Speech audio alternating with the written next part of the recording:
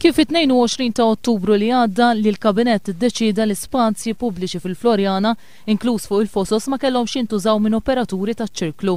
Mill-kontenut ta' email li tresqet bħala prova, it-Tribunal tar-Reviżjoni Amministrattiva iddeċida li din id-deċiżjoni tal-Kabinett kienet waħda arbitrarja għax ma ngħatat l-ebda raġuni.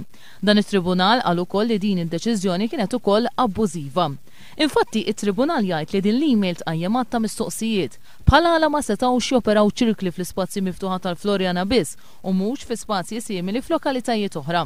U għalxiex din il-projbizzjoni saret biss fil-konfront ta' operaturi ta' ċirklu u mhux fil-konfront ta' operaturi ta' attivitajiet oħra. Rigward dan il-Kummissarju tal-Pulizija sostna li l-Kabinett bħala l-ogħla organu tal-pajjiż għandu dritt jiddeċiedi kif iritu u kif jidirlu hu.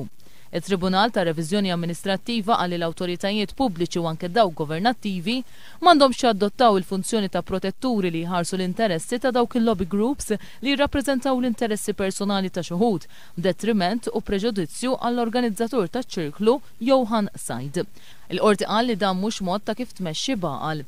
Il-Tribunal qal li d-deċiżjoni tal-Kummissarju tal-Pulizija li ma jħallix lill-organizzaturi taċ-ċirklu jarmaw fuq il-fosos kienet rubber stamp tal-istess oġġezzjonijiet li qajmet Transport Malta taħt ir-responsabilità tal-Ministru Austin Gatt.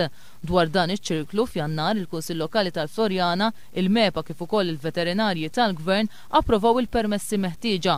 Iżda xar xhur wara il-Pulizija rrifjutat il-permess minħabba oġġezzjoni minn Transport Malta. Iċ-ċirklu fuq il-fosos tal-Florjana ser isir mit-12 ta' Diċembru sa' 6 ta' Jannar.